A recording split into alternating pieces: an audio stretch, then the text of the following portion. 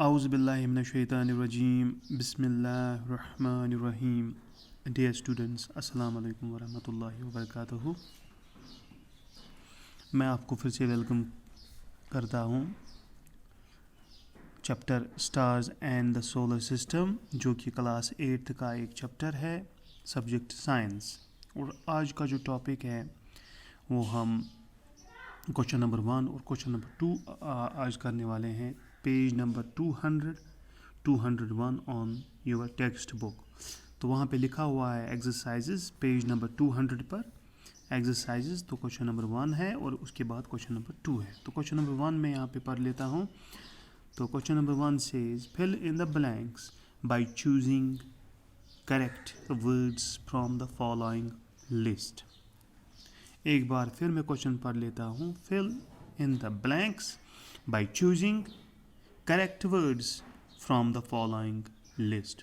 तो हमें खाली जगहों को पूरा करना है। हमारे पास है 1 2 3 4 5 6 7 8 खाली जगह हैं हमारे पास। हमें इनको पूरा करना है, मगर वर्ड्स दिए हुए हैं, लिस्ट ऑफ वर्ड्स यहाँ पे दिए हुए हैं। मैं यहाँ पे पढ़ लेता हूँ कौन कौन सा वर्ड है। Meteorite, Pluto, moon, planets, universe, core, comet, constellation. तो ये वर्ड्स दिए हुए हैं, तो हमें देखना है कि कौन कहाँ पे लगेगा। तो पहला पढ़ लेते हैं। First, the branch of science which deals with the study of dash is called astronomy. The branch of science which deals with the study of dash is called astronomy. Science का वो ब्रांच, साइंस का वो शाख जिसमें हम study करते हैं universe के बारे में, उसे हम एस्ट्रोनॉमी कहते हैं। So the branch of science which deals with the study of universe, यानी कायनात के बारे में या स्पेस के बारे में। ठीक, तो यहाँ पे यूनिवर्स आएगा। साइंस का वो शाख जिसमें हम स्टडी करते हैं यूनिवर्स के बारे में, उसको हम एस्ट्रोनॉमी कहते हैं। The branch of science which deals with the study of universe is called astronomy. Second, the unburned part of a meteor which reaches the earth is called dash. अच्छा, मीटियोर जो है, हम देखते हैं कि जब मीटियोर अर्थ के एटमॉस्फेयर में आ जाता है तो बहुत गर्म हो जाता है due to frictional force of atmosphere. बहुत ज़्यादा गर्म हो जाता है, इतना हॉट हो जाता है कि पूरी तरीके से ये बर्नट हो जाता है। मगर कभी कभार मीटियोर थोड़ा बड़ा होता है, सारा मीटियोर बर्नट नहीं होता है, जल नहीं पाता है, कुछ हिस्सा इसका रह जाता है और वो अर्थ के सरफेस तक पहुंच जाता है। रीचेस द अर्थ, यानी अर्थ के सरफेस तक पहुंच जाता है और अर्थ के साथ टकराता है। तो उस मीटियोर के हिस्से को हम कहते हैं मीटियोराइट। तो हम यहाँ पे लिखेंगे मीटियोराइट।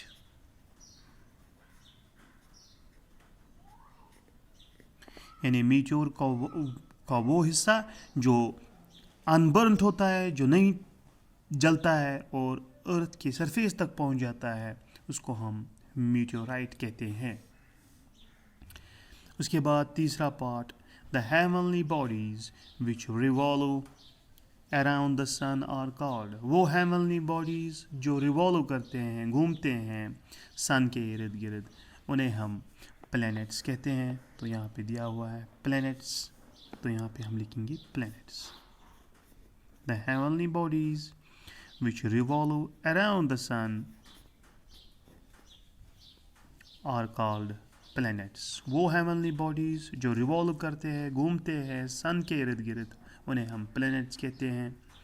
और वो heavenly bodies जो रिवॉल्व करते हैं planet के इर्द गिर्द, उन्हें हम moon कहते हैं या moons कहते हैं। The heavenly bodies which revolve around the planets जैसे हमारा अर्थ प्लेनेट है, इसके इर्द गिर्द जो हेवनली बॉडी चक्कर लगाती है उसे हम मून कहते हैं। तो हम यहाँ पे देखेंगे मून कहीं पे वो है हमारी लिस्ट में, यस मून, तो हम यहाँ पे लिखेंगे मून। तो ऐसी हेवनली बॉडी जो प्लेनेट के इर्द गिर्द घूमती है उसे हम मून कहते हैं या सैटेलाइट भी कहते हैं। The heavenly bodies which revolve around the planets are called moon. Okay, fifth part. The orbit of Dash is not in the same plane as that of the other planets. The orbit of Dash is not in the same plane as that of the other planets. एक heavenly body है जिसका जो orbit है वो बिल्कुल different है जो कि बाकी प्लैनेट्स का जो ऑर्बिट है तो उससे डिफरेंट है। एक हेवनली बॉडी है जिसका ऑर्बिट, जिसका पाथ बिल्कुल डिफरेंट, जुदा है बाकी प्लैनेट्स के ऑर्बिट से। वो कौन सा है वो हेवनली बॉडी? वो है प्लूटो। प्लूटो का हम देखते हैं कि मैंने इससे पहले भी कहा है कि प्लूटो के बगैर जो प्लैनेट्स है 8 प्लैनेट्स वो सर्कुलर ऑर्बिट में मूव करते हैं सन के इर्द गिर्द, मगर जो प्लूटो है उसका जो पाथ है, उसका जो ऑर्बिट है वो सर्कुलर पाथ नहीं है बल्कि एलिप्टिकल ऑर्बिट है। एलिप्टिकल ऑर्बिट का मतलब हुआ कि अंडे के आकार की तरह ये मूव करता है सन के इर्द गिर्द। So the orbit of Pluto, the orbit of Pluto जो है is not in the same plane as that of the other planets. बाकी planets जो 8 planet हैं उनका जो orbit है वो circular है, मगर जो प्लूटो है इसका circular orbit नहीं है, इसका elliptical orbit है। So its orbit is different from the orbits of other planets. Okay, then we have the sixth part, a heavenly body with a long tail. एक हेवनली बॉडी है जिसकी बहुत बड़ी लंबी टेल होती है। मैंने कहा है कि टेल इतनी बड़ी कि 800 मिलियन किलोमीटर तक इसकी टेल हो सकती है, यानी 80 करोड़ किलोमीटर, 80 करोड़ किलोमीटर जिसकी टेल हो वो भी एक हेवनली बॉडी है। उसे हम क्या कहते हैं? मूविंग अराउंड द सन, सन के इर्द गिर्द चक्कर लगाता है इन एन एलिप्टिकल पाथ। बिल्कुल जिस तरह प्लूटो का एलिप्टिकल पाथ है इसी तरीके से एक और हेवनली बॉडी है जिसका एलिप्टिकल पाथ है, सन के इर्द गिर्द चक्कर लगाता है मगर लंबी टेल होती है। बिल्कुल उसे हम कॉमेट कहते हैं और हमारे पास लिस्ट में कॉमेट है तो हम यहाँ पे कॉमेट लिखेंगे। इसकी लंबी टेल होती है, मैंने आपको कहा कितनी लंबी टेल हो सकती है इसकी, करीबन 800 मिलियन किलोमीटर, जिसका मतलब हुआ 80 करोड़ किलोमीटर इसकी टेल हो सकती है। किसकी? कॉमेट की। और ये एलिप्टिकल पाथ है इसका, बिल्कुल अंडे के आकार की तरह इसका ऑर्बिट है, पाथ है। फिर है 7वां part, in the dash of the sun hydrogen gas fuses with the liberation of the energy. बिल्कुल sun is the main source of energy on the earth. Sun ही है जो हमें एनर्जी देता है। तो सन के अंदर कुछ गैसेस हैं, बल्कि ये गैसेस से ही भरा हुआ है, हाइड्रोजन गैस से भरा हुआ है, तो वो फ्यूज़ हो जाते हैं और हीलियम गैस बन जाता है और इससे काफ़ी एनर्जी लिबरेट होती है, पैदा होती है, जनरेट होती है। तो कहाँ पे ज़्यादा फ्यूजन होता है? ये हाइड्रोजन गैसेस कहाँ पे ज़्यादातर फ्यूज़ हो जाते हैं और एनर्जी प्रोड्यूस होती है? बिल्कुल in the core of the sun, यानी सेंटर के बीचों बीच।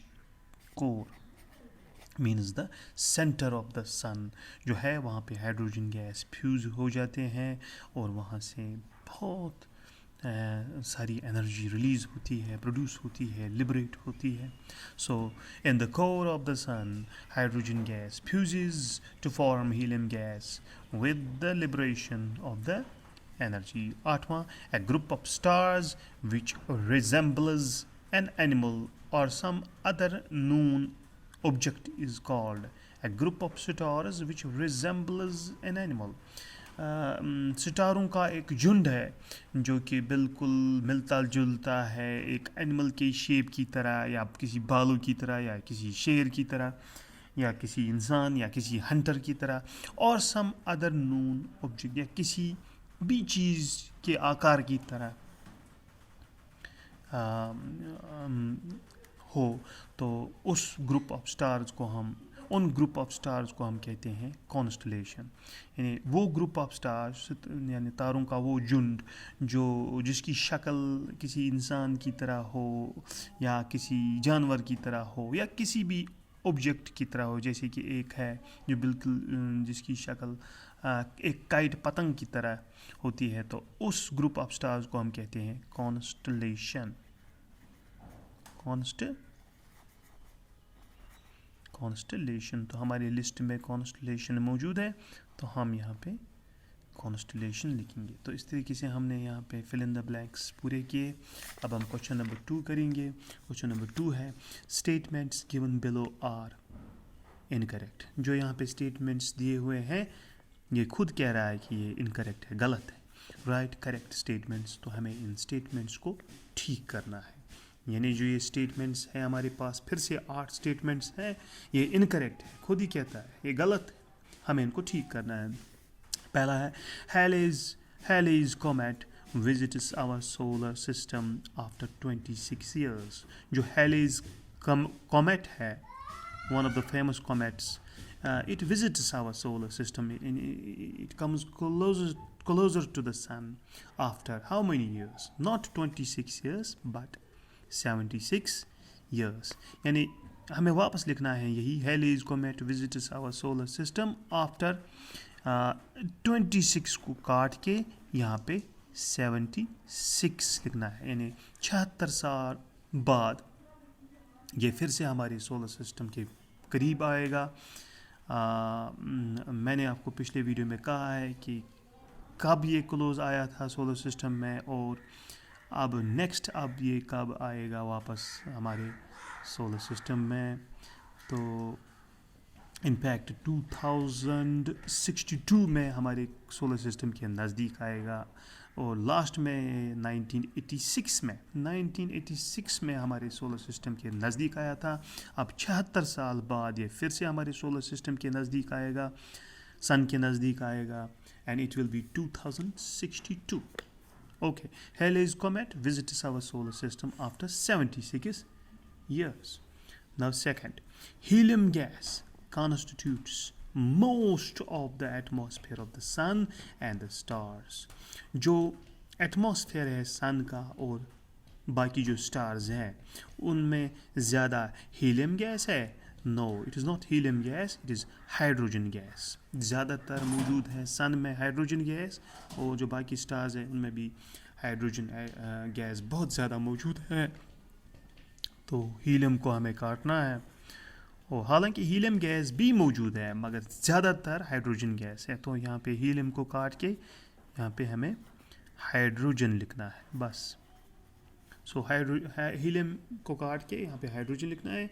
Hydrogen gas constitutes most of the atmosphere of the sun and the stars. Sun और स्टार्स का जो एटमॉस्फेयर है that is mostly consisting of hydrogen gas, although helium gas is also present, but in majority hydrogen gas is present. Third, pole star is nearest to our solar system. हमारे solar system हमें पता है is a family headed by sun, then we have 8 planets, then we have the moons, we have asteroids, we have comets, we have meteors, and we have meteorites. All are present in the family of solar system, but there is something other than these which is nearest to our solar system. एक चीज़ और है जो हमारे solar system के नज़दीक है, उसे हम पोल स्टार नहीं कहते हैं, बल्कि एक स्टार है जिसको हम प्रोक्सिमा सेंचुरी कहते हैं, या कुछ किताबों में अल्फा सेंचुरी का नाम लिया गया है। तो प्रोक्सिमा सेंचुरी जो है, यहाँ पे हम पोल स्टार को काट के, pole star is a star just above the north pole, तो वो हमारे सोलर सिस्टम के नज़दीक नहीं है, बल्कि Proxima Centauri, Proxima Centauri, Centauri, CENTAURY, AURI, Proxima Centauri पढ़ेंगे या प्रॉक्सिमा सेंटोरी पढ़ेंगे। और ये हमारे सोलर सिस्टम के बिल्कुल नज़दीक है। कितना दूर है हमसे? इट इज़ मैं आपको कहूँ 4.25 लाइट ईयर्स हमसे दूर है। यह हमसे प्रॉक्सिमा सेंचुरी 4.25 लाइट ईयर्स हमसे दूर है। यानी लाइट को ट्रैवल करते करते प्रॉक्सिमा सेंचुरी से अगर लाइट ट्रैवल करेगी तो उसे 4 साल और करीबन 4.25 साल लगेंगे। प्रॉक्सिमा सेंचुरी एक स्टार है, तो वहाँ से अगर लाइट स्टार्ट होगी तो उसे 4.25 साल लगेंगे ज़मीन तक पहुँचते हैं। हालांकि लाइट जो है वो तेज़ ट्रैवल करती है, 3 लाख किलोमीटर पर सेकंड के रफ्तार से लाइट चलती है, मगर तब भी इसको 4.25 साल लगेंगे प्रॉक्सिमा सेंचुरी से लाइट पहुँचते अर्थ तक। तो बहुत दूर है हमसे, मगर क्लोजेस्ट है। सोलर सिस्टम के बिल्कुल नज़दीक है Proxima Centauri. Fourth, astronomers have divided the sky into 68 constellations. Astronomers जो है, जो स्पेस के बारे में पढ़ते हैं, यूनिवर्स के बारे में पढ़ते हैं, स्टडी करते हैं, तो उन्होंने जो स्काई है, आसमान है, उस पे जो कॉन्स्टलेशंस हैं, यानी ग्रुप ऑफ स्टार्स हैं, उनको डिवाइड किया है 68 नहीं बल्कि 88 constellations में। Astronomers have till date found 88 constellations. They have divided the sky into 88 constellations. Now, fifth part, meteors on burning leave behind gold dust and light. Meteors जब पूरी तरीके से जलते हैं तो वो पीछे क्या छोड़ते हैं? गोल्ड डस्ट और लाइट नहीं, गोल्ड डस्ट और लाइट नहीं, बल्कि वो पीछे छोड़ते हैं एक तो डस्ट, ठीक, डस्ट यानी गर्द जो हवा में ही ख़त्म हो जाती है, डस्ट, और ब्राइट लाइट, एक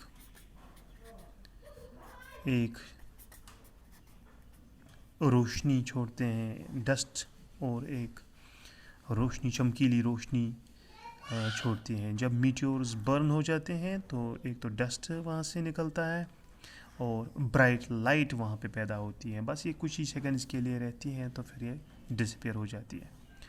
सो meteors on burning leave behind dust and bright light. Sixth part, the orbit of Neptune is different from the orbits of the other planets in the solar system. जो Neptune का जो orbit है वो क्या वो different है बाकी planets जो है हमारे सोलर सिस्टम में? नहीं, इसका ऑर्बिट डिफरेंट नहीं है। सारे प्लैनेट्स का ऑर्बिट सेम है, सर्कुलर ऑर्बिट, मगर एक है द ऑर्बिट ऑफ नेपच्यून तो नहीं, प्लूटो जो है, जो कि प्लैनेट है ही नहीं, वो डार्क प्लैनेट्स में कंसिडर होता है, द ऑर्बिट ऑफ प्लूटो। तो यहाँ पे हम प्लूटो लिखेंगे। The orbit of Pluto is different, yes we know it. हमने फिल इन द ब्लैंक्स में भी मैंने आपको कहा था, yes the orbit of Pluto is not in the same plane as that of the other planets. तो orbit जो orbit है, पाथ है प्लूटो का, वो बिल्कुल डिफरेंट है बाकी प्लैनेट्स के ऑर्बिट से। तो यहाँ पे इसने कहा नेपट्टून तो नहीं है, Pluto. The orbit of Pluto is different from the orbits of the other planets in the solar system. Pluto का एलिप्टिकल ऑर्बिट है, जबकि बाकी प्लैनेट जो है उन सबों का सर्कुलर ऑर्बिट है। Seventh part, Mars is the second planet nearest to the sun. दूसरे नंबर पे जो प्लैनेट है सन के नज़दीक, तो वो मार्स नहीं है। मार्स तो तीसरे नंबर पे है, बल्कि चौथे नंबर पे है। तो पहले नंबर पे है मरकरी और उसके बाद वीनस सेकंड नियरेस्ट प्लैनेट है सन के। तो मार्स को यहाँ पे क्रॉस करेंगे और यहाँ पे लिखेंगे Venus. Venus is the second planet nearest to the sun. तो मार्स किस नंबर पे है? चौथे। हम कह सकते हैं Mars is the fourth planet nearest to the sun. तो सेकंड तो नहीं आएगा, सेकंड है वीनस। पहले नंबर पे है mercury. 8th, moon revolves around the earth in 21 days. जो मून है वो अर्थ के इर्द गिर्द चक्कर लगाती है 21.5 days. नो, 21.5 दिन में चक्कर पूरा करती है, नहीं, बल्कि 27 1/3 डेज, इतने दिनों में ये एक चक्कर लगाती है अर्थ के इर्द गिर्द. कौन? Moon. Moon revolves around the earth in 27 1/3 days.